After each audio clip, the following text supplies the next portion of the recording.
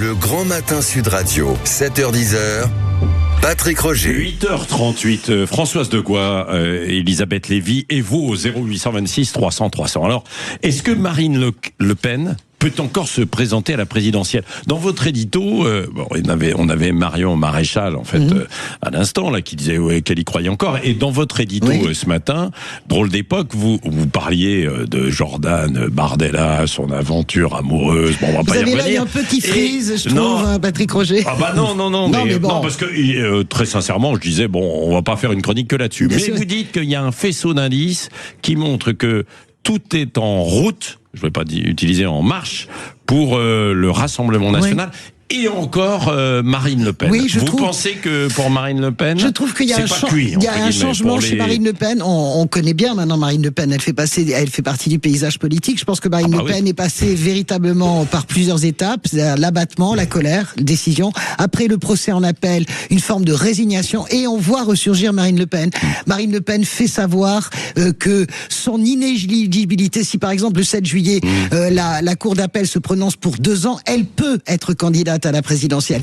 Elle s'affiche avec les patrons du CAC 40. Comment elle peut être Elle peut l'être à partir du moment elle aura déjà purgé 1 an et demi. Vous savez, elle aura déjà quasiment purgé 1 an et 7 mois. Donc, ce qui veut dire qu'elle pourrait faire campagne en quelques jours. C'est-à-dire qu'elle peut faire campagne sans dire qu'elle fait campagne et à quelques jours pouvoir se présenter. Ce qui est intéressant. Elle peut faire campagne en étant inéligible. J'allais le dire. C'est ce que je vous dis. Elle peut le dire. Oui, c'est vrai. Elle peut faire campagne sans être éligible. Il suffit juste que le jour de l'élection, elle le soit. Je sais pas si tout est lié. On flotte un peu sur la date de la présidentielle. Je pense que ça va se jouer à quelques jours. Bon, et c'est pour ça qu'elle déjeune avec les grands patrons. C'est pour ça, et je pense qu'il y a quelque chose qui s'est relancé dans la tête de Marine Le Pen. C'est ce que je voulais dire. Je ne sonde pas les cœurs et les reins, mais ce que je vois comme signaux me dit qu'elle n'a pas renoncé. D'abord, il faudrait sonder le cœur et les reins des juges, ma chère Françoise, et même votre grand pouvoir d'analyse n'y arriverait pas. Donc en réalité, on en est toujours au même point. Peut-être que Marine Le Pen a repris espoir. J'ai entendu votre très bon édito, c'était intéressant. À part la qualification d'extrême droite qui nous oppose. Mais tout ça dépend des juges. Maintenant, 2 choses. La première, c'est qu'effectivement, les juges peuvent tout à fait décider de ne pas se déballonner, si vous me passez l'expression, et de garder de l'inéligibilité tout en ayant la sagesse de ne pas interférer dans la présidentielle. Donc ça, c'est 2 ans. Et je donc, précise, ça, c'est la décision de 2 ans. D'inéligibilité, ça, pardon, mais je crois que tout le monde a compris.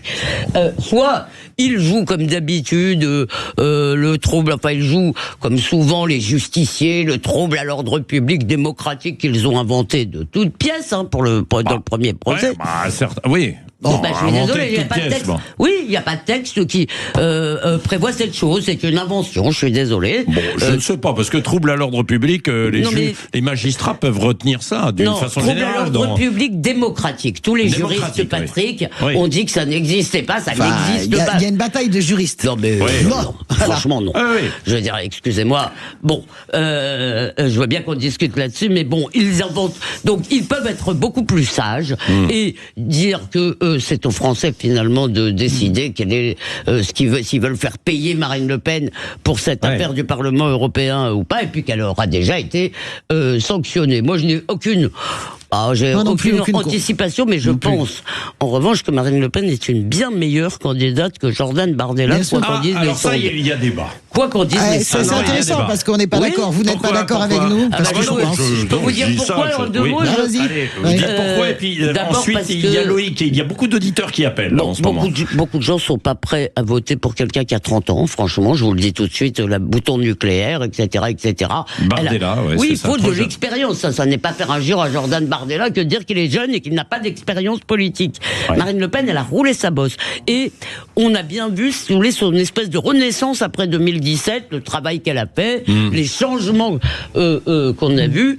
Donc je crois, qu'elle tiendra beaucoup plus le choc d'une campagne présidentielle que Jordan Bardella, malgré... Campagne et surtout de présider la France. C'est pas encore la campagne, c'est la suite, quoi. Vous savez, il y a quelque chose chez les Français, je vais tout à fait dans le sens d'Elisabeth, sur Bardella, en une seconde, il y a quelque chose chez les Français qui est de dire, ils aiment évidemment les candidats couturés de toutes parts, etc. C'est la femme qui sera revenue de nulle part. Et il y a un truc chez les Français qui dit, c'est peut-être à son tour. Et ça, c'est un ressort de vote, un convertisseur d'opinion qui est très puissant, dont a bénéficié François Mitterrand en 81. On a oublié que François Mitterrand, il n'était pas favori. Voilà. Loïc réagit au 08. Loïc réagit au 0826 300 300 et il y a beaucoup d'autres auditeurs aussi qui veulent réagir, notamment sur ce point de Marine Le Pen. Loïc, bonjour. Oui, bonjour. Bonjour Loïc. Vous avez la parole. Alors, écoutez, à mon corps défendant, et cela m'en amuse, je suis d'accord pour une fois avec vos deux chroniqueuses. Dis donc. C'est bien. D'habitude, vous êtes en désaccord avec les deux. Arrive. D'habitude, c'est plutôt avec l'une ou plutôt avec l'autre. Mais là, je suis effectivement d'accord avec vous deux, mesdames. Vous avez parfaitement raison. Sur votre analyse de la situation de Marine Le Pen. Il est très clair que si sa situation judiciaire se décante d'ici l'élection, elle aura effectivement plus d'expérience, elle sera plus en phase pour pouvoir prendre les responsabilités qui seront à prendre si elle parvient à la magistrature suprême. Ah ouais. Non, mais c'est intéressant, effectivement. Allez, on se retrouve dans un instant. Vous restez avec nous, Loïc. Il y a d'autres appels aussi pour parler de, est-ce qu'il faut tendre la main ou est-ce que David Lisnard doit tendre la main? Vous avez vu, il l'a fait à Sarek Info, mais jusqu'au Rassemblement National. Marion Maréchal dit, elle laisse un petit point d'interrogation et puis il a lancé, vous avez vu, la broyeuse. La broyeuse. Donc on va pas parler princesse. On va pas parler princesse. Moi j'aimerais bien qu'on parle de Caroline Yadan aussi, parce que je suis d'accord avec l'excellente chronique d'Elisabeth. 9h15, on fait un. Grand Matin Sud Radio, 7h10. Patrick Roger. 9h10, Elisabeth Lévy, Françoise Degois et vous au 0826 300 300. Il y avait Loïc tout à l'heure, il y a Lionel avec nous. Vous vous souvenez, est-ce que vous vous souvenez du choc de simplification administrative? Oui. Tous les gouvernements ont lancé ça, un choc de simplification administrative.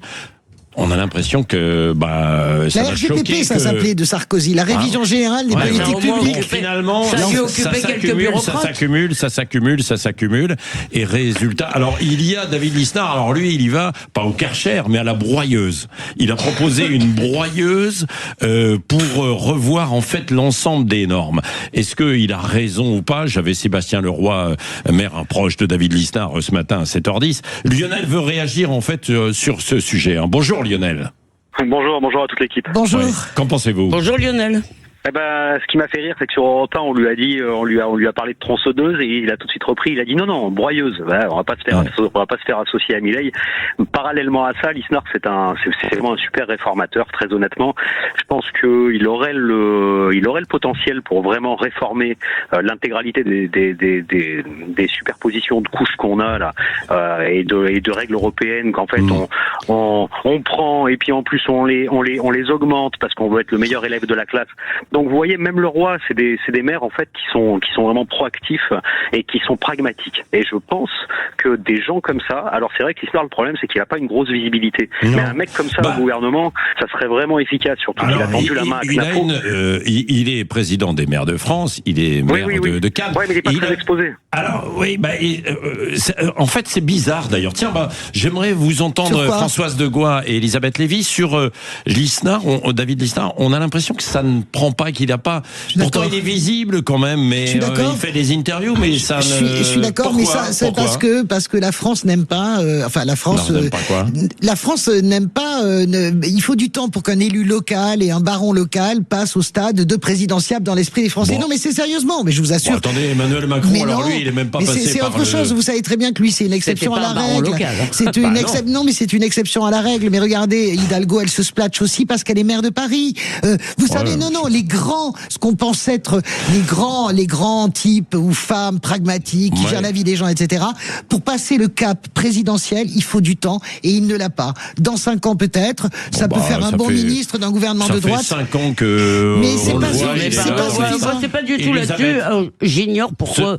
Après, il y a un truc assez mystérieux. Pourquoi David Lisnard imprime-moins, comme disent les journalistes. C'est le temps. Que beaucoup d'autres gens. Je vais finir ma phrase. Oui. Donc pourquoi ça, ce qui tient à lui-même, je n'en sais rien, mais je dirais quand même deux choses. Je crois pas du tout que ça soit lié à son statut de grand-mère. Franchement, je partage pas votre analyse cette fois. Bah non. Ouais. Mais en revanche, je crois que les Français, si vous voulez, 53% des Français reçoivent plus d'argent public, plus d'argent de l'État que ce qu'ils contribuent. Ce qui veut dire que les Français, dans leur majorité, ont intérêt à ce que l'État soit étatique. Enfin, vous voyez ce que je veux dire. L'État soit une nounou, que l'État soit partout, que le social soit ceci et cela, et que les gens comme moi et comme Loïc, je crois, et qui se disent il nous faudrait Lionel, une sorte de Milei à la française, avec des manières, disons, eh bien, nous sommes assez minoritaires. Voilà. Tiens, il y a Julien aussi qui est sur David Lisnard qui veut réagir. Il y a beaucoup d'appels 0826 300 300 et c'est normal parce que c'est vous qui avez la parole, bien sûr, avec Elisabeth et Françoise. Elle vous laisse pas simplement quelques miettes, elle vous en laisse un petit peu. Julien, merci. Faux frère, Julien. Mais quel faux frère, ce type. Julien. Bonjour. Bonjour à tous. Qu'en pensez-vous? Moi, je pense qu'il faut vraiment un vrai choc de simplification, parce que on voit au niveau local, c'est une catastrophe, que ce soit pour les permis de conduire, les permis de construire, pour des documents d'identité. Enfin, ça ne suit pas. Et je pense que derrière chaque demande de papier ou d'autorisation, il y a un agent du service public qui doit le traiter. Donc, ça veut dire que simplification égale également économie au niveau des différentes strates de l'État. Après, je pense aussi que vu qu'il y a un problème de responsabilité où tout le monde, personne ne veut être responsable en cas d'erreur, forcément, on se couvre en faisant signer des papiers par les autorités, etc. Et parfois, on se retrouve dans des situations ubuesques, ce qu'on appelle le serpent qui se mord la queue, où il faut une autorisation à la préfecture pour notamment avoir une carte grise. Et quand on va faire la carte grise, il faut l'autorisation de la préfecture. Mais bon, c'est vrai. C'est-à-dire que tout cela part d'une volonté, à la base, il y a quelques années, de simplifier. Et c'est vrai, quand on le vit individuellement, les uns les autres, sur l'ensemble de l'administration, des autorisations, etc. C'est complexe, quoi. Et c'est complexe. Et alors aujourd'hui, en plus, il y a toujours beaucoup d'agents, mais souvent on vous dit non, mais c'est par Internet, il faut faire tout ça par Internet. Et vous êtes un petit peu perdu. Sur le Internet. Scandale, en un mot, c'est quand même l'empilement permanent de collectivités, de syndicats de collectivités, d'une super collectivité. C'est-à-dire, à chaque fois, on crée des nouveaux services, on crée des nouveaux fonctionnaires, on crée des services culture et communication et que sais-je encore dans la France entière à 3 étages ou 4 étages. Et comme ça crée des intérêts des gens qui après sont des clientèles, on ne revient jamais en arrière. C'est ce qui fait quand même aussi la grande force de la vitalité aussi, quoi qu'on en pense, et quels que soient les discours de la démocratie française et de la protection et de la prévention du risque. Je lisais une réaction très très drôle et très juste sur Internet après la broyeuse avec David Lisnard qui broyait la loi SRU, etc.